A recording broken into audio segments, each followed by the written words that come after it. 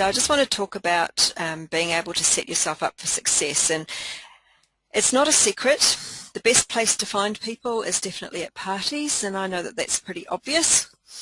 Earlier we did talk about needing to do 3 parties a week, and I just want to develop that thought a little bit. So let's have a look at what that could actually mean for you if you were able to do 3 parties a week.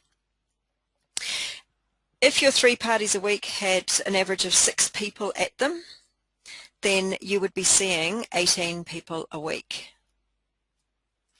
which would mean you'd be seeing 72 people in a month, which is actually quite a lot of people. Now, out of 72 people, do you think you might be able to find 2 that would be interested in joining the business, or at least interested in having a look?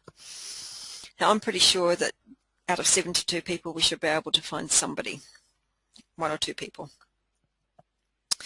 Now, what I worked out fairly early on was that if I was at a party and I asked people, you know, is anybody interested in joining? Not quite like that, but that's what I kind of meant.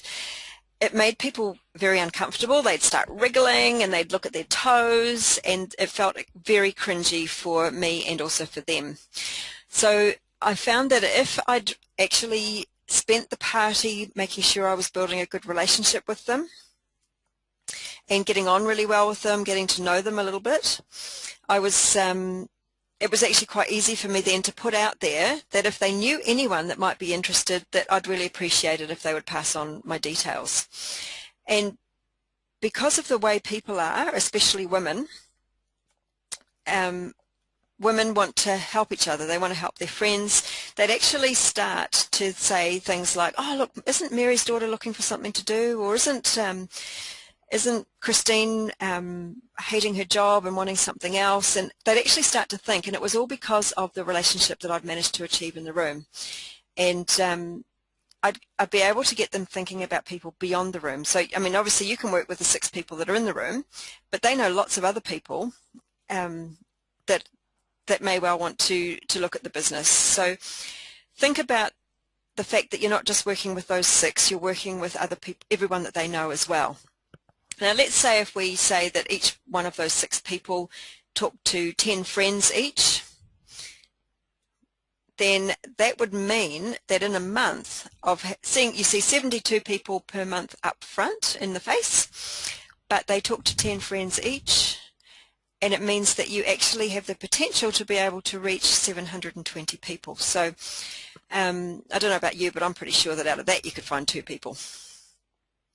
So think that when you're doing the party, you're not talking to the people in the room, you're talking to all of the people that they know. It's really important that we do whatever we can to make recruiting cringe-free, and that's going to be very, very important as you set yourself up for success. So over the next few weeks, we're going to go into this in quite a lot more detail. In setting yourself up for success, you also need to be prepared with everything you need, all the bits and pieces you need. You need to know what you could say, what you're going to do in different situations, and if you've even just managed to work it through your mind, you'll find that when you need it, it comes to your fingertips. So in the next few sessions, we are going to cover all of this as well. Okay, now something that you could start straight away. Some of you might have one of these already, but some of you probably don't, and that's a leads book. This is a book that I used to have, just a little book that I'd just go and get a cheap one from Warehouse Stationery, one that had a pretty picture on the front, and I'd keep it in my handbag. I'd use the front of it for people that said that they were interested in booking a party at some point, and I'd use the back of it for people who'd shown that they might be possibly interested in looking at the business. They're what I call VIPs, or vaguely interested people. Now, the front of the book, obviously that was the bookings part. So the back of the book, I'd have a page for every name. And then every single time I spoke to that person or had any contact with that person, whatever happened, whatever I found out about them, I'd write it into this book. And that would stay there until the person let me know that she was absolutely not interested in the business.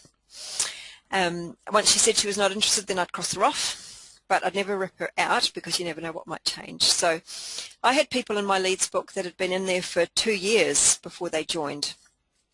And they, one lady that I'm thinking of, she became one of the strongest leaders that I had in my business, and it was all because I'd kept in touch. I knew what was going on, and I guess anytime there was a company event that I could invite guests to, or if I was having an appreciation night, my leads book, the front and the back of it, was basically my guest list. I had my ready list of people that I could invite.